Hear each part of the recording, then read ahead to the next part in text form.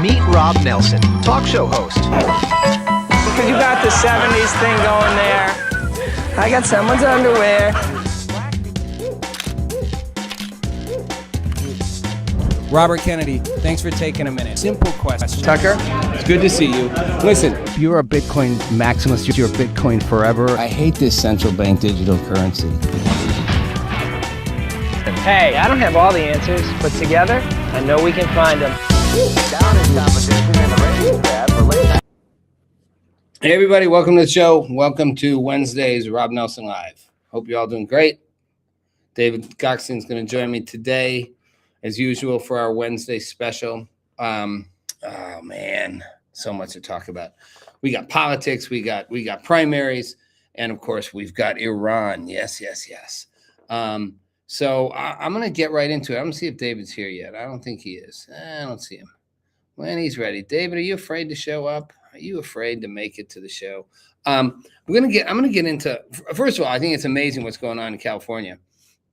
All kinds of shifts in the political spectrum right now. Interesting what the Republicans are doing on the Hill in terms of the Trump fund, the Trump weaponization fund.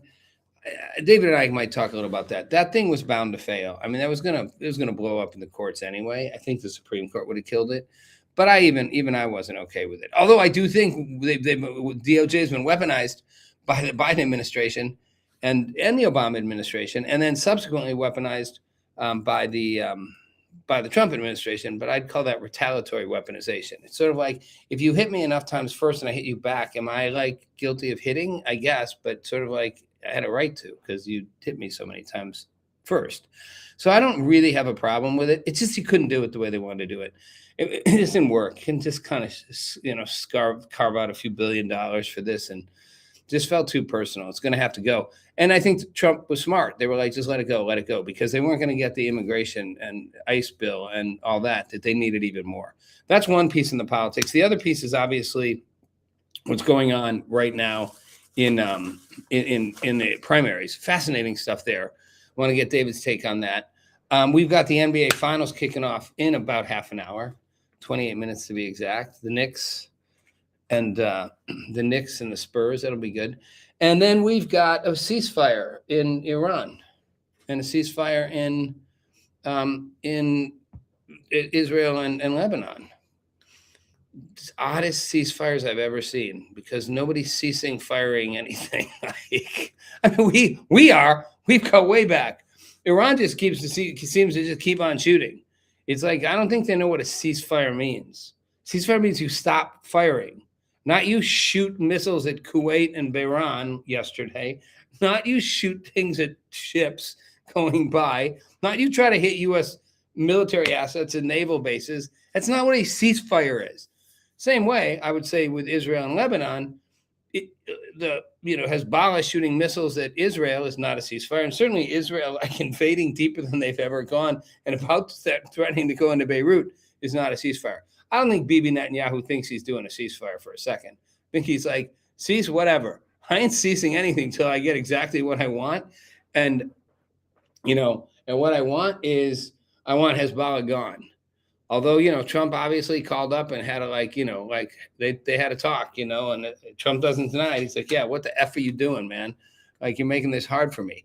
And, Netanyahu's like, okay, I won't invade Beirut. However, I am gonna keep going into Lebanon deeper and deeper. It ain't stopping until he gets rid of Hezbollah. He's not silly. Bibi Netanyahu knows. He's like, oops, I just knocked my lights over. Bibi Netanyahu knows this is the only way he gets what he needs is if he literally he can't afford to let this just slide away. He's like, I'm gonna get this one way or the other. It's happening, and I won't stop. I don't know that he's going to go into Iran again though. But David and I are going to talk about that. But David seems to be chickening out. Doesn't seem to be showing up. So we're going to reach out to him here. Okay, we're going to do the old school phone call to him. Yeah, that's what we're going to do. We're going to call him up on the air. We're going to bust him on the air. Yeah, let's see if he picks up, huh? Let's see if he does, huh? Let's see if he's there. Oh, no, look at that. Ghosting me. Let's try again, huh? Let's see. Huh? Where's Big David, huh? Where is he, huh? Is he afraid to jump on? Come on, David. Man, the show is waiting for you. See, I knew it. He sent me a text today. He's like, he's going to be there. He knows today is the day he loses the Iran discussion. He knows. Wouldn't send him a text. Show is going. We're all missing you. Afraid to face the truth, I guess, huh? Oh, he says he's 15 minutes away. Well, we'll let him have his 15 minutes. All right. So this is great because I get to set the argument up first before David comes on. And the argument is this, that I kind of want to wait for David.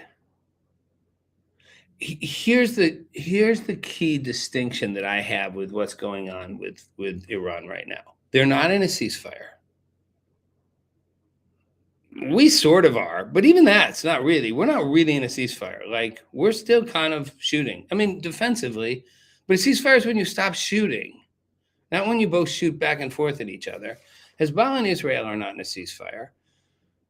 Iran saying they're not even going to continue talking to us unless they get to do what they want to do, which is like open the Strait of, we want them to open the Strait of Hormuz, which again, people are arguing we're blockading the whole thing. That blockade is working, by the way. But, so the argument that we're blocking it, then why do we need them to open it? Like, why don't we just clear it ourselves? Just shove the Iranian, just take out every Iranian missile, barrack, missile launcher that's along the shore there. I mean, we can't, or we would. I mean, so we're asking them to open the strait as a condition to continue talks for 60 days about getting rid of the nukes. I don't understand why we're asking them to do anything, I mean, they're asking us to do anything. There's any condition at all. Open the strait, give us the nukes, or else we strangle you till you're dead, or we bomb the crap out of you till you're dead. To me, it's that simple, and that's going to be what I want David to address. There's really no middle ground. There's no negotiation here. We're in a negotiation. I'm not sure why. Now Iran's saying we're not even going to be in the negotiation because we're mad because Israel's, invading Lebanon. That has to go together. They're setting all the conditions for a ceasefire that's not a ceasefire, for an end of a war that we supposedly have our foot on their neck and don't need to quit. Now, I'm not saying we couldn't crush them. I'm saying this gets more complicated because I think we've recognized military action against them won't stop them very quickly. They'll have plenty of time to continue to, there are plenty of missiles that they can continue to wreak havoc in the Gulf states and disrupt, energy and production, oil production and desalination plants. I mean, they can cause a lot of mayhem in a very short amount of time. And I think we know that, even if we bomb the crap out of them, so this economic is the best bet. And I'm not sure why we're not just sitting on their neck and just being like, we'll suffocate till you're gone, except for the midterms. I think politics enters in here. Not sure, but I think. So that said, I'm going to hold on the Iranian conversation for a minute because I really do want David in on it. And I'm going to instead pick up a piece of a conversation here that's more to the mainstream, the politics of all this. Oh, man. First of all, I'm going to pause myself for a second. Just bear with me. Don't anybody go anywhere. I've got a little issue here. A little issue happened behind me here. Yeah. Sometimes you got to makeshift things. Yeah. Sometimes you got to do what you got to do. Yeah, to make things work. Yeah. Sometimes you just got to do it. Mm-hmm.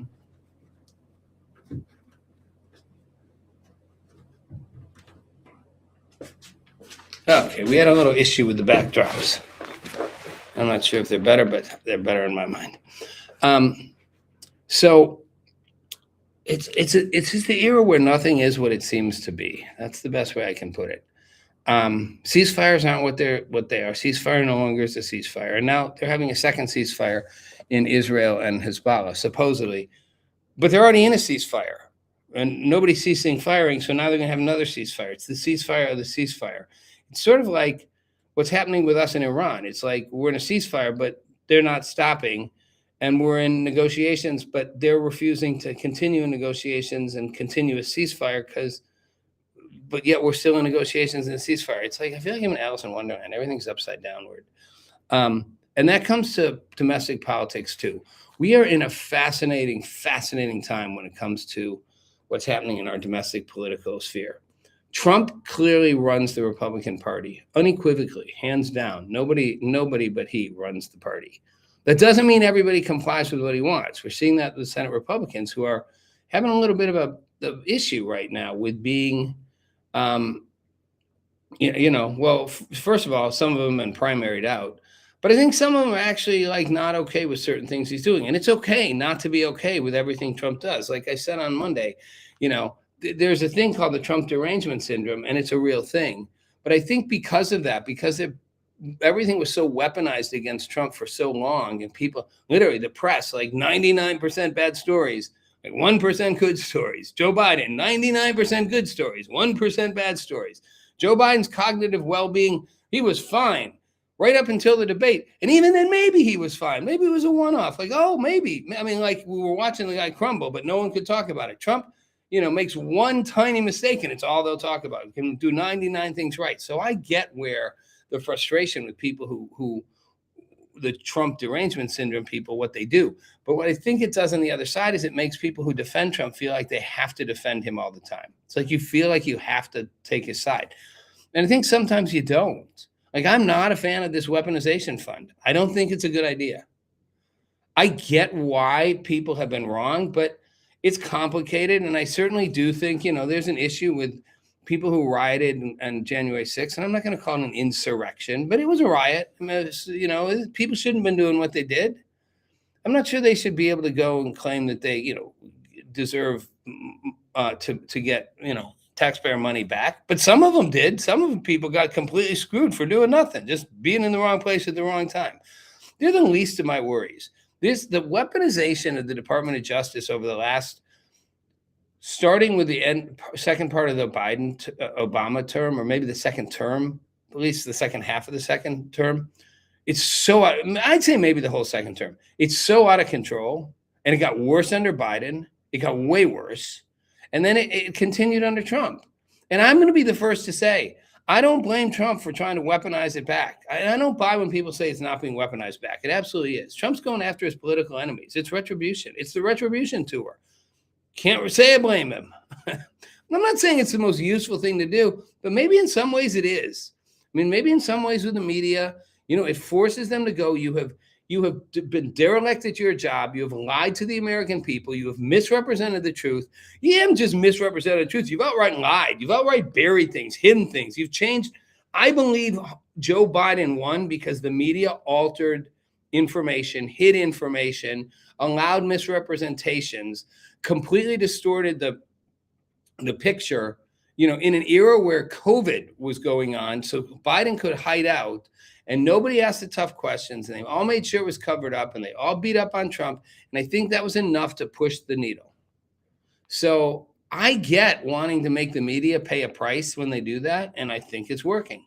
I think we're seeing the media kicking and screaming, and everyone can go, oh, this is a terrible example of what, of Trump, intimidating the media. Well, they maybe needed to be intimidated into doing their jobs.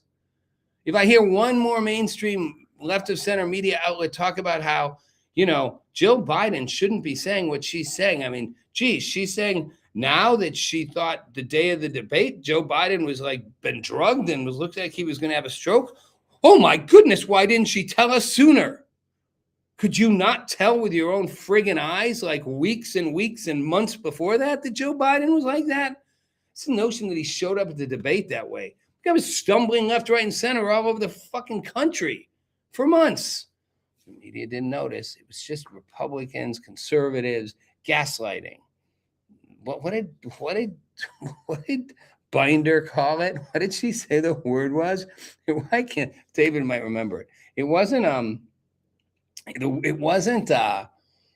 disinformation or it wasn't deep fakes. It was some version of that, right? Which was because it wasn't really a deep fake because it was him. But the idea was that they manipulated what we saw and only showed the part that made him look like he was incoherent. Like the time he went to the thing after Congressman what's-her-name had died and asked if she was there and said how happy she was, what she was doing, how psyched he was going to see her on the weekend or whatever it was. It's dude, she died 5 days ago. You know that. You're the president of the United States. She's a friend of yours. She's a political ally. You know that the congresswoman died. You were told this. You didn't forget. Binder was oh, he has a lot on his mind. It was top of mind. She was top of mind. That's a Binder word. She was top of mind. And so he thought she might still be there. I mean, the guy's brain was missing in action. Then he stumbles across the debate stage. Then, they boot him out of the race, which they didn't do. But of course they did. I mean, they say they didn't, as if Kamala was surprised. I got the phone call. Oh my gosh, you're picking me. I had no idea. I had no idea in 7 different, dialects, depending on the audience. I had no idea. Whole thing was planned. You think Kamala just got a last minute call? They were like, you ready for this? You ready? Okay, here's what we're doing, right? Okay, just keep between us. Okay, we're getting the president. We're going to push him to the point. Be ready. Be ready. Start acting like you're ready. Start acting because we're going to push it onto you. Then we're going to get him to endorse you. Might not happen right away. And there's going to be no shadow. There's going to be no primary. We're just going to shove you in. You're going to run. Ready? You ready? Set, go. Oh my goodness. I'm so surprised. What a joke. It's all a joke. So I want to be clear. I'm not criticizing conservatives, MAGA people for being pissed, Trump for being angry. But that doesn't mean I'm going to agree with every action taken or think it's necessarily productive. I don't think the weaponization fund makes sense. I think it's going to cause more backlash than it's worth.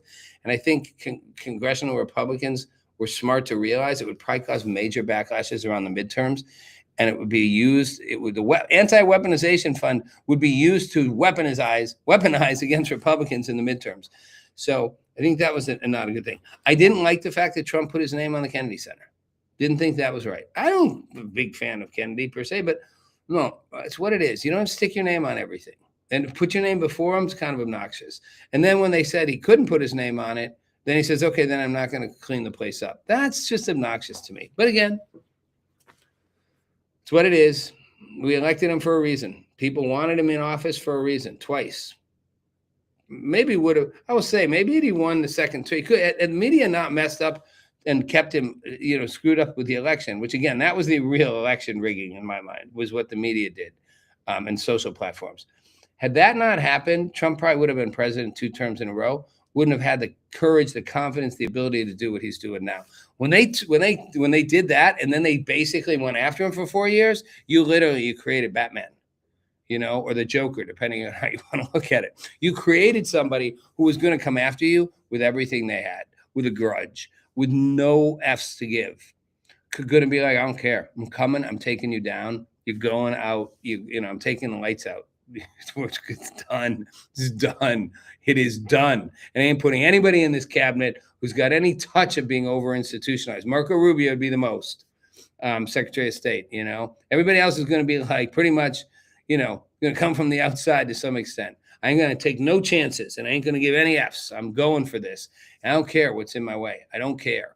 I saw an interview with Trump from way back in the day. I don't even remember who he's interviewing. He's in his 30s. So it's got to be what? Jeez. No, he's maybe in the late 30s. Yeah, he's in his late 30s. So 48, 58, 68, 78. 45 years ago? When would that be? 1980, somewhere around there. A good-looking guy. Sounds the same, but talks more smoothly, right? With that same cadence and whatever. And I remember who's interviewing. Some network. And asking him about running for president. He's like, no, not me. He's like, but he's like, but there'd be a lot of people who should run for president, but they don't. He's like, they want nothing to do with politics. They're super smart. They're like business geniuses. They know how to do things, and they want nothing to do with politics. He's like, but I wish one of them would run. She's like, goes again. Why not you? Why? He's like, no. He's like, not for me. I don't think. But I do think there's these other people that would, and I'd love to be part of helping figure out who that person would be and pick them and help them get there. He's like, because I do think someone can do it. He's like, I think someone. She's like, someone? He's like, yeah, I think someone. Someone can do this. Some one person. She's like, one man? He's like, yeah, I think you get the right person. They'll come in and they'll do things. And they'll do things that won't necessarily be popular, that people won't all necessarily like, but they won't care. They'll do it anyway because it's the right thing. And they'll basically take a broken system, because he's like, how do we keep getting all these terrible choices? Like, how do we keep making all these same mistakes? Like, can't we get somebody better? This is not a new problem, everyone. I was writing about this in 2000, 2005. This has been going on since I launched Lead or Leave in 1992. And before that, it was going on in the 80s. So what are we looking at? 50 years plus, maybe 60 of this same cyclical problem, two parties deadlocked, seeking power more than change, and moving the needle infinitely slowly forward as people become more and more and more discouraged. Fewer people benefit. The growth, the positive changes that have happened in technology and the U.S. economy and the growth of the middle class, all that had nothing to do with our government. Tiny bit. Could argue Roosevelt in some ways did some things for good and for bad, but he did. He got us out of the Great Depression.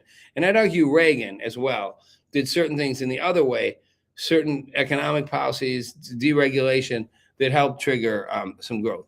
But for the most part, the ingenuity, the exceptionalism of Americans and the system we have, a free market, capitalistic, democratic system with largely freedom to express and build and create and speak, and access to capital, allowed for these changes to happen. The government mostly got in the way over the last 50 years. It's mostly been a problem. Great society, great idea, terrible execution. When I say great idea to want to help people who had been getting the short end of the stick from slavery on up through the Jim Crow stuff, right up into the 60s. Great idea, Lyndon Johnson, along with your terrible idea of digging us, you and Secretary McNamara digging us deeper and deeper into a war we never needed to be in, called Vietnam, which is the biggest joke of a war ever, except for all the people who died and got traumatized and limbs blown off, and 50,000 here, or how many over in Vietnam. Insane, right? But I mean, but the Great Society was a train wreck. We're still dealing with the pieces of it. We're still dealing with an entire part of our culture that feels, a segment of our population that feels like a lot of people feel like they're just entitled. The government should do it, and it created a welfare state. And that's not about color. It's about a welfare state applies to black, white, green, Asian, whatever. Well, not a lot of Asians on the welfare state, but that's another story. But, it's a sense the government owes me. Well, the government doesn't owe you. No. And in fact, even if the government needs to help and assist, and I do think sometimes it does, I think there is a fair argument to be said that, people say pull yourself up by the bootstraps. Well, that's easy unless you don't have bootstraps. And I've worked in communities, worked in inner city communities, in some really beat down, poverty-stricken communities, where there's no good social infrastructure. The schools are crap. The streets are dangerous. The homes are broken. The dads are absent. A lot of the moms are trying to hold it together by themselves. Some of them are off the rails themselves, and a lot of addiction, bad role modeling. Like I said, crappy infrastructure, no great businesses in there, no environment fostering business, no great jobs. Be part of a gang, dealing with drugs. That's a great job for compared to the offers, Those communities need help, but we don't need those communities. Partly were the result of a systemic handout system. But that said, you're not going to just get these people. You got to give them a jump start. You got to give them a jump start to get there and some gas in the tank. There's a difference between giving people perpetual handouts, welfare, and giving people a jump start and gas in the tank. And that can be done directly to individuals. It can be done at community level. It can be creating the incentives to bring businesses in. A business makes an investment decision. Do I want to put the same business, the same store, the same shop, the same fast food place, whatever, in neighborhood A or neighborhood B? And they look at a couple of things. They look at how much money they're going to make, how much demands they're going to be, and then they look at what the cost it's going to be to do it, and what are the risks. When you look at some of these beat up neighborhoods, they go, well, the risk isn't worth it. I can make the same amount of money, if not even more, with a much lower risk somewhere else. Why would I pick the risky neighborhood? What's the incentive? Create the incentive to pick the risky neighborhood. Create the incentive to create jobs for people who don't have them. Create the incentive to rebuild the educational infrastructure. Property tax approach isn't working. I kind of like DeSantis going, maybe not. Although yanking the property taxes in Florida is going to whack some cities. I mean, Jacksonville is going to go I don't know how much. Someone told me the other day how much Jacksonville is going to go into deficit because if they yank property taxes. It's a lot. It's like 300 million or something. But a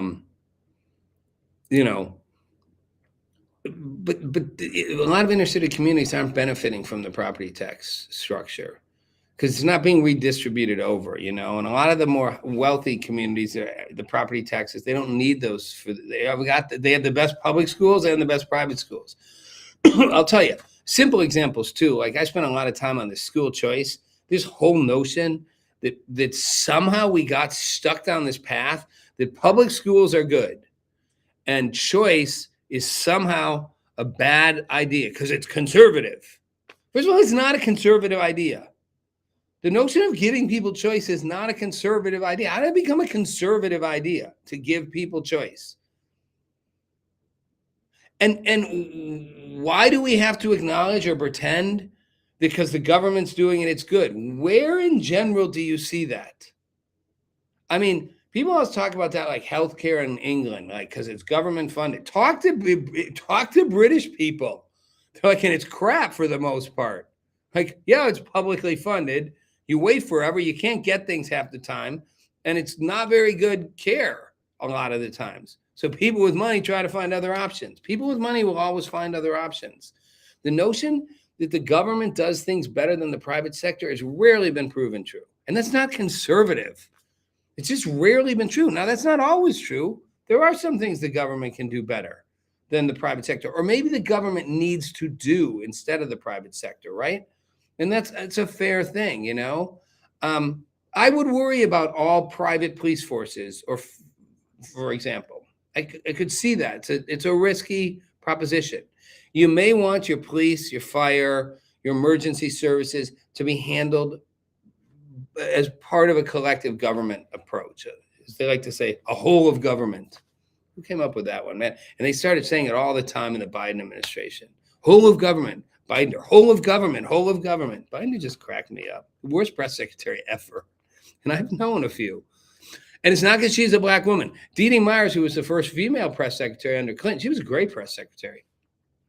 And I knew her, and she was a tough job, and she was the first one. I'm pretty sure she was the first woman press secretary. Where I lost my own train of thought. Oh, yeah. So, this notion that, that the government, because schools is a great example, of where, and even hospitals, public hospitals never as good as the private ones. So you got to make the private ones accessible to people, because a lot of hospitals in inner cities are bad communities or poor rural white neighborhoods in the South or wherever. Same problem. The hospitals aren't very good. The healthcare, the services you're going to get aren't very good. Schools aren't very good. So what's a solution to make schools better? Well, okay, put more money into the public school system. No, doesn't work. That's not a conservative idea. I don't know how this became a conservative idea. I kind of do know how it got twisted into it. I'm smart enough to know how that happened, but it's not actually accurate. This thing that it's conservative. I even when people say I'm conservative, it means I think it's like this conservative liberal thing, Republican, Democrat. It's sort of not the point. Is it a good idea or a bad idea? I don't care if it's a liberal idea or a conservative idea. All liberal ideas aren't bad. All conservative ideas aren't good. Yes, there are sort of philosophies all at this point. They've gotten so warped and wiped and whatever, which is why I will say, the progressive right and the progressive left share a lot in common in terms of what they're angry at. We're all getting stuck in the middle of a warped political system that has increasingly loves the fact that it can polarize and pit left against right, conservative against liberal, men against women, blacks against whites, blacks against Latinos, whites against Latinos, Latinos against everybody, the Asians, everyone against the Asians. I don't even know. They want to create more conflict, more hostility. It works for the system. It also works for the system to create more wars. That's why Eisenhower, one of the great American generals who led us through World War II, then became president, a Republican, a conservative, said, he coined the word the military-industrial complex. That's not like some random kooky liberal saying the military people like to start wars because it's a profit-making business. That was the commanding general of the biggest war in modern history, maybe in world history ever, probably. The epic war of all wars, World War II. He led the Allied forces. He came back, became president, and said, we need to look out here. The military-industrial complex, it makes money. So businesses that can make a lot of money when we go to war. We learned that. We didn't mean to do it, but businesses made a lot of money going to war. War is a profitable business. So we need to be careful that we don't go to wars just to make a lot of money, because that's what will happen. He literally said, that's what will happen. The military-industrial complex. Well, we've now created a lot of versions of that, not just in the military, with the government and industry. We created the pharmaceutical industrial complex. Government, pharmaceuticals, boom. Watch any news show, watch any cable. Every other ad's a pharmaceutical ad for something I don't even know. All these things, it's like, I'm like, how many diseases are there? It's like, if you suffer from severe or moderate Eskimolitis, what's Eskimolitis? I don't even know watching the ads. Now you can feel happy. I'm like, oh, okay. Well, what's wrong?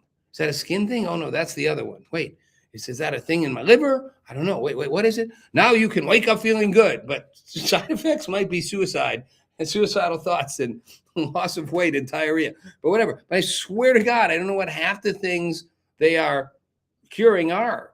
If you suffer from severe to moderate technical hepatitis, I swear I'm not the only one. I know I'm not the smartest guy in the room when it comes to this stuff, and I fumble with names and words and whatever, and I got dyslexia and the whole thing. But I am not crazy to think that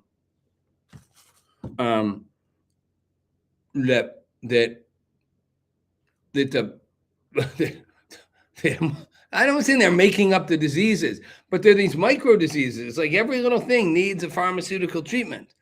COVID. If you're not sure there's a pharmaceutical industrial complex, look no farther than COVID.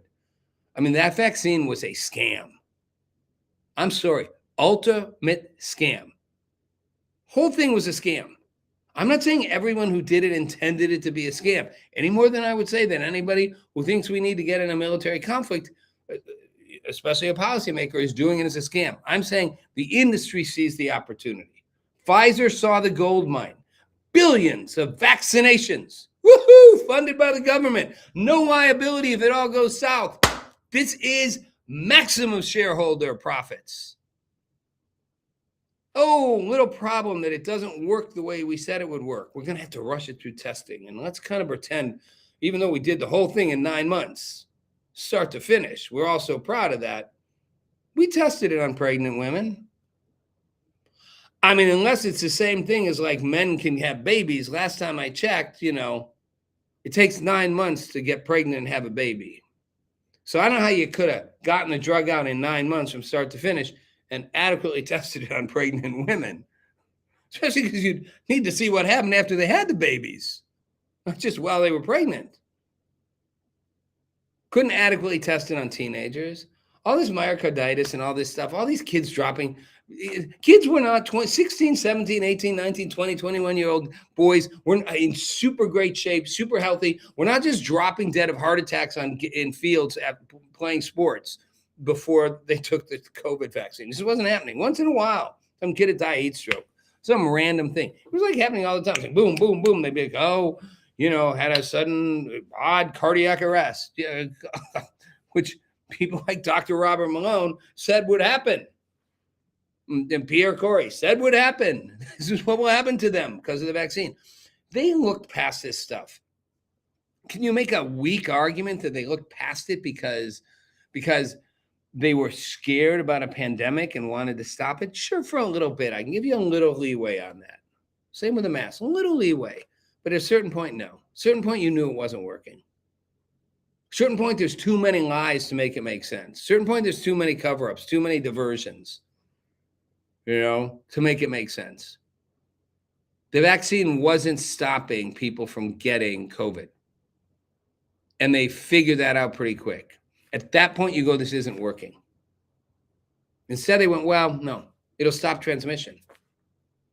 See, it's not going to really, I know we said, it's like a lawyer. I went to law school. Let me make the argument for this. And the alternative, let me make the argument for this. And the alternative to that, let me make the argument for this. It's like, well, here's my first argument. But if you don't buy that one, then here's the other one. If you don't buy that one, then here's the third one. Well, in the first argument, it stops you from getting COVID. Oh, that didn't work. That's what it was supposed to do, a vaccine. Okay, well, the all secondary argument, okay, so it doesn't really stop you from getting it, but it definitely stops you from spreading it. So that's a good thing, because the fewer of us who can spread it, even if we're still getting it, well, we can't spread it, so fewer people will get it. This is a good thing. Then they found out transmission rates were the same for vaccinated and unvaccinated people. Same way they found out people getting COVID was about the same for vaccinated and unvaccinated, more or less. Exception being people with immune disorders, at risk populations. I'm not knocking that at risk populations didn't benefit from a vaccine, even with high risks in taking it. They were likely to get COVID and die. They were the ones who were most likely going to get it and die. So, okay, so that doesn't really stop transmission either. Okay, well, you know what it does do? It makes it a lot less serious. How do we ever know? How did anyone ever know that? I got COVID. It didn't make anything less serious, And I took the jab, just one, not the double one. I didn't take the mRNA one. I took the single jab, the Johnson & Johnson one. And I only took it because I'd have to. My family wasn't going to let me visit and see my nieces and nephews and stuff if I didn't. So I took it. I didn't take it because I was worried about getting COVID. And I got COVID and barely felt it. And I smoked cigarettes and whatever. I don't sleep. I mean, I don't know. COVID. But I also took all the things that, the bad things. Ivermectin, the horse medicine. Woo! We're giving people horse medicine. Remember that on CNN? Can you believe that? We're giving people horse medicine. How effed up is this? These people are thinking this ivermectin thing's good. You're going to give people medicine you give to horses? They conveniently left out that ivermectin was one of the drugs most utilized, one of the most safe drugs, most tested, because it's been given to like hundreds of millions of people for in a lot of African countries. places like that. And I think in India and a lot of third world countries, because, it can help prevent, pulmonary diseases, even like, and nerve diseases or whatever, but I think primarily pulmonary. I'm not a doctor, but like, pneumonias and things that you'd get from malaria and whatnot, and whatever that thing is when your body gets messed up because you drink bad water or whatever. In any case, we know it was a super widely used drug. So why did the media didn't need to look hard to realize that ivermectin was used widely, hundreds of millions of people using it, WHO giving it out like crazy, I'm sure, like, why did they go after it and start mocking it as horse medicine? Even if it didn't work, it couldn't hurt you. We knew that ivermectin couldn't hurt you. It's probably one of, like I said, the most widely used medications, because of its use in third world countries. It's for such a long time widely. Well, they didn't want to use ivermectin because it's cheap as crap. Because generic has been out there forever. So no drug company is going to make money off ivermectin. So they don't want you to use it. So they just pass the message on to the media that it's somehow deadly and going to give you. It's like it's a horse wormer. Give that to people. Oh, that's like drinking bleach. I took ivermectin and it made a difference. Yeah, I did all the things they said don't do, but the Dr. Malone's, the Pierre Corey's, the true COVID warriors were saying, and they were right about all of it. They were right about the side effects. They were 100% right. Pharmaceutical industrial complex. We got one in the military. We got one in the pharmaceutical industry. We've got them. Well, we've got it in the agriculture industry, to be honest, and that's the GMOs and the Monsanto's is like taking over, trying to get rid of all natural seeds and using synthetic seeds instead. And Maha's right, and RFK Jr. they're right. The resistance to that, the media's resistance to that. Well, that is the agriculture industrial complex, and you see it, and then there's a financial industrial complex. I mean, it's all connected. It's the banking system and the credit cards. So, these are real things. And I think there is kind of an odd thing. So go back to where I was starting on this rant, which was about private schools and school choice and public schools. I mean, you could almost, I'm not going to call it an educational industrial complex, but there is something that is in a similar vein. The size and scope of government and government operations wants to hold on to itself. It's a beast that wants to keep gorging. And the education union is massive. The teachers' union's massive. They don't benefit. The system they put in place doesn't benefit from public school choice. It benefits from public schools, good or bad. They can be as crappy as you want. That system still works. And I saw this up close because before the pandemic, a number of years before, I was part of a project, an experiment in Los Angeles, one of the second biggest school districts in the country, LAUSD. And they took one of the worst middle schools, a feeder school, into a massive high school, Virgil, and they broke it into three pieces. 3 mini campus high schools, instead of one. And they let the kids and the parents pick which school they wanted to go to. There were 3 slightly different models of education. They were still public. This was public school choice, but they were not traditional public schools. The parents opted into them, 500 students each. And when they were full, they were full. No charge, no extra nothing. Public school teachers teaching at it. I was on the advisory board of one of them. School of Global Studies, SGS. It took kids who had literally tanked their way through the first 8 years of their education, 9 if you count kindergarten. Kids who'd been told they'd never graduate from high school. Kids who'd been told they'd never amount to anything. Kids, some of whom couldn't read. Their reading, their math scores, they were way below. Their science scores, everything way below. These kids had literally been abandoned by the very system that promised, the public school system that was going to look after them. You know, they've been stabbed in the back. They've been lied to, and they've been cheated. And this school, one of three, tried to turn that around with public school teachers, but they broke the model of seniority because of this out thing. So the principal of that school would not have been the principal based on seniority. The seniority person would have gotten in, probably would have done a terrible job because they would have been operating like from their 55 or whatever in the system and done it forever this way. They brought in a young, innovative Latino guy, you know, who was going to do it different, you know, and he was open and he was direct with the students. He was, in fact, he was gay and he was out about it with the students in a Latino, almost all Latino school. I mean, you know, this is Salvadorans and Mexicans and whatever, you know, a culture that's not super embracing about being gay. I watched more transformation happen in that school.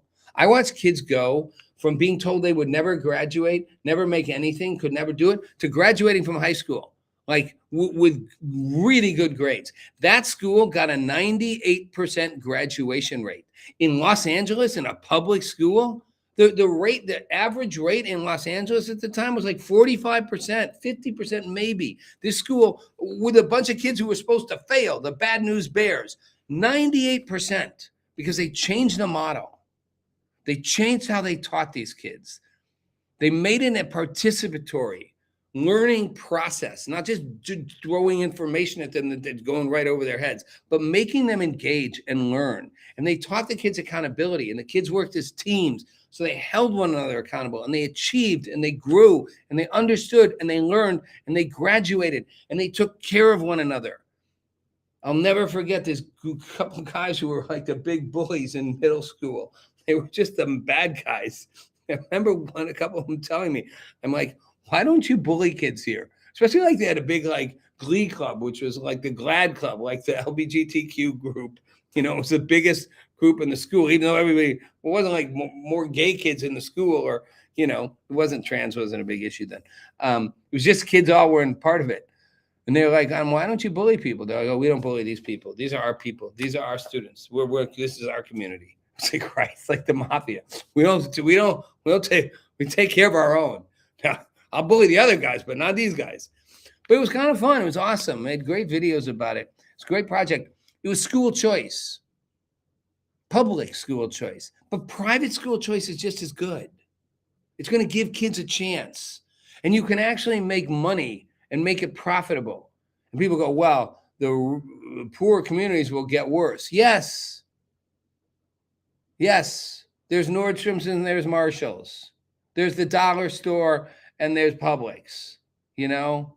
I mean, yes, there's Spirit Airlines or was, and there's, you know, flying a private jet or flying first class everywhere. Rich people will always get better for themselves, for their families, for their children. Yes. And better schools. Yes. And better private schools. But the not as good private schools will be better than the not as good. Will they be better than the best public schools in the richest neighborhoods? Maybe not. But that's the case. It's the richest neighborhoods. They're basically making a public school that's a private school. And the parents would put in all the money they need to build whatever else you need on top of it. You will get better schools overall. So the lower end of the spectrum will get better education. But why can't we do it? Why can't you privatize it? Why is it a conservative idea? Why are people so stuck in their holes on this stuff? It's not conservative to want to offer people choice. And it's not inherently something that the government can't participate in. But it's how you participate and what that government does and why.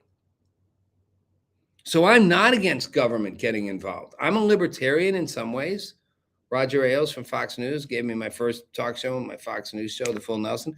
So told the New York Times I was a liberal libertarian. They're like, there is no such thing. He's like, well, there is. They're like, the reporter's like, but there isn't. He's like, no, there is. It's Rob. And now people kind of understand what a liberal libertarian is. That's me. Does that mean I'm right of center? Yeah. Am I woke? No, you can't even get me close to the woke. Like the woke literally makes me want to like, no, I don't know. Makes me want to shoot. No, I don't want to shoot anybody. I'm joking. I believe there's a lot of room to get the government out of the way, but I believe there's times that the government needs to step in structurally and help. That doesn't mean giving everybody a handout or giving them a perpetual handout. And I wasn't a big fan of the COVID handouts. COVID was the biggest handout of ever. Everybody was getting everything. And then people just stopped going to work and staying home and like eating ice cream and popcorn and watching Netflix and doing whatever. That was my most productive times of my life. I was out. Didn't spend it. Proudly say I did not spend one single day of COVID in any form of lockdown. And I lived in Los Angeles for the first year of it. I never, ever stayed in, even during the curfew. It's like, I am not sitting home doing nothing. I'm going to live life and I'm going to create and do things. I did. So did others. And then I went to the free state of Florida. Where still the COVID stuff was going on, all those restrictions.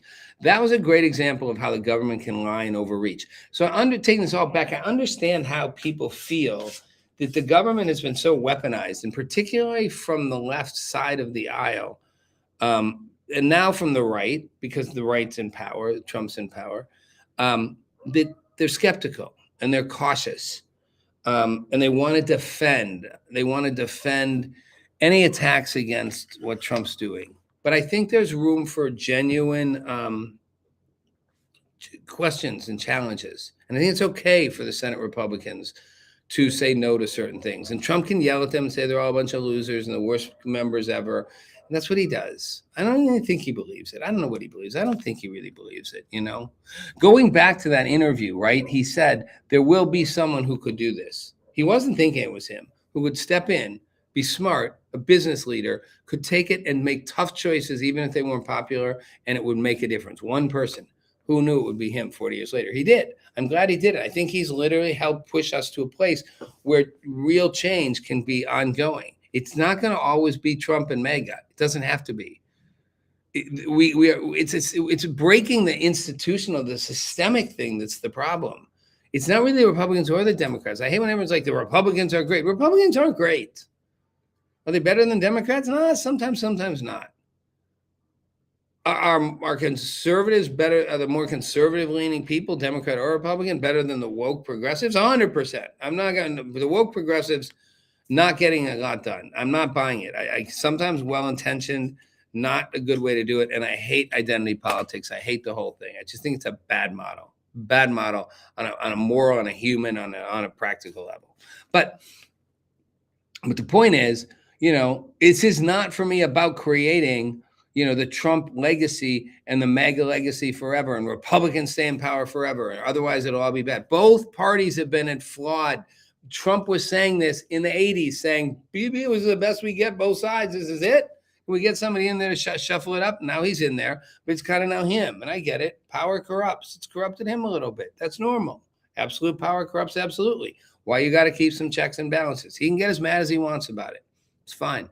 Let him. Sure, Steve Jobs got mad when people didn't like things he was doing. Sure, Bill Gates did. Sure, Jeff Bezos does. Sure, Abraham Lincoln did. George Washington probably did. You know, Ann Richards, first female governor of Texas, probably did. I'm sure Kamala Harris does. We know she did. She was a total bitch, apparently, to like half her staff all the time. You know, that got washed away by the media once she was running. So, you know, there's a lot of angles on this. And it comes back, as I wrap this up, to the Iranian situation. I think something's, and I'm sorry David couldn't make it, and all fun aside, he got stuck in traffic. So it's too bad. I think he's just saying that because he was scared to face the final question, because this was going to be a tough one. And I will leave it this way in these last couple minutes. Before this war started, the Strait of Hormuz was open. Now it's closed. Iran closed it. We then blockaded it in. Okay, so we're running the blockade, but we're still asking them to open the Strait of Hormuz. And if they do that, that's the first thing they have to do. And then we have 60 days of talks about nuclear stuff and maybe ballistic missiles and regional influence. I don't know, but certainly nukes. Okay, opening the strait should not be conditioned on anything. The strait needs to be open. To me, it's as simple. You open the Strait of Hormuz now, before we have talks with you. You open the strait or we don't talk to you. You open it tomorrow Or we come in and start bombing every installation you have along the banks of your country, and we'll bomb in civilian infrastructure too if we have to. We will seek maximum damage till you open the strait. Even if we're blockading the whole thing, get your friggin' ships out of there, put your guns down. Then make a plan to give us the uranium. We can take a month to talk about how you're going to do that. It's our sole goal. Give us the uranium back that you have. Give it to us. Those should be the two basic things. And any negotiation is conditional on those things first. This negotiation has turned into Iran saying, well, we won't do that. In fact, we're not even going to talk to you anymore. How is the party that is getting the crap beat out of them deciding they're not coming to the talks anymore because they're mad about conditions that haven't been met for them? There should be no conditions from Iran. And I'm not okay that Trump is not doing that. I understand he can play the long game, and I think he should. I think we can choke them out economically. Once they can't get oil, once they have no more room to store oil, they've got to start shutting down drills. They got to start shutting down wells. That's not good. We can strangle their economy, and I think we should throw in some added military action.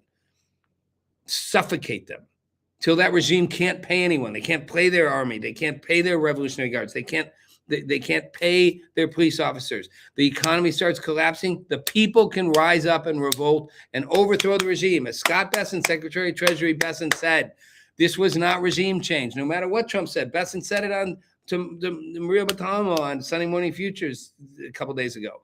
This was not regime change. It was regime degradation. We did degrade the regime down, but still the same regime.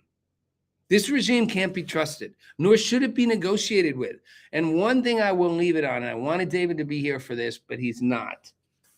Trump and Secretary of War Pete Hegseth have made a big point that Iran has agreed to not seek a nuclear weapon. And that's a big deal, they've said. That's never happened before. Well, that's total BS. And everybody knows it. Every conservative knows it. David knows it. You know, it's I don't even know where they're coming up with this from, you know, like that they've never said it before. It was the premise of the 2015 agreement, which was so horrible. It's in the preface, you know.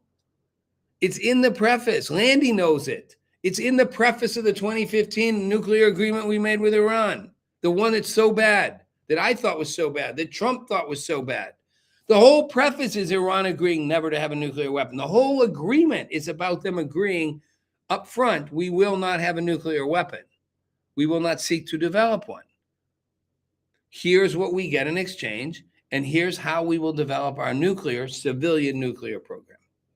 So when Trump and Hegseth say, this is a huge deal, they've said they won't have a nuclear weapon. I'm like, am I in Alice in Wonderland again? This regime has been lying for 47 years, you know? And 10 years, whatever, 2015, 11 years ago, they made the same statement. We will not seek a nuclear weapon, which they have been doing nonstop since probably 1980, you know, like they've been 79.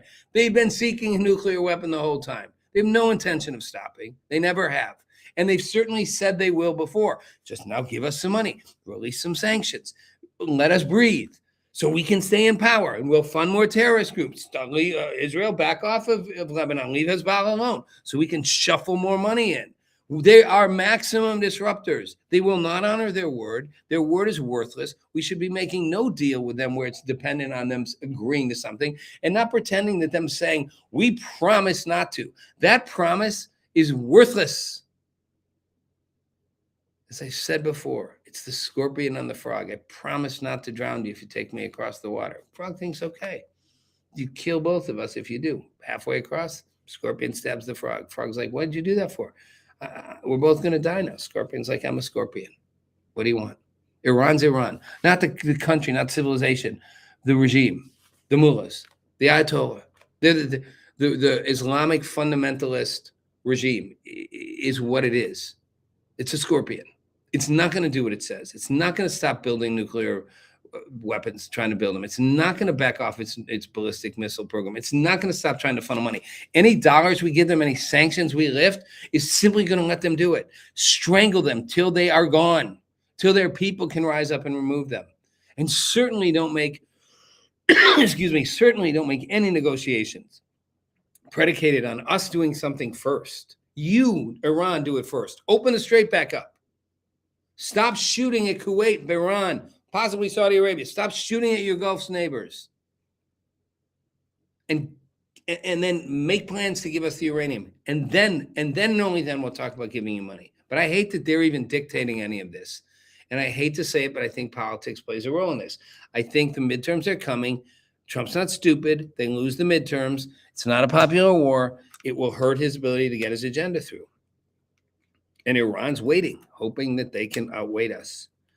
I do think Trump can outweight them, and I hope he will. I hope he will continue to strangle them and not. Look, they're making it worse. They're the ones saying we're not going to make a deal. They're literally embarrassing us. Every time we say we're close to a deal, they're like, we're not close to a deal. In fact, we don't even want to talk to you anymore. And we're going to shoot some missiles at Kuwait and Bahrain. Show you how good at ceasefire talks are going now, huh? It's ridiculous. Shouldn't do it. I'm sorry David couldn't make it to join us today. We'll pick it up on Friday. It won't be the same with him and Landy on his show. Maybe I can get him to come on Monday. That's going to be my strategy. See if he'll make up for it and show up on Monday. Anyway, appreciate y'all listening, watching. Have a great next couple days.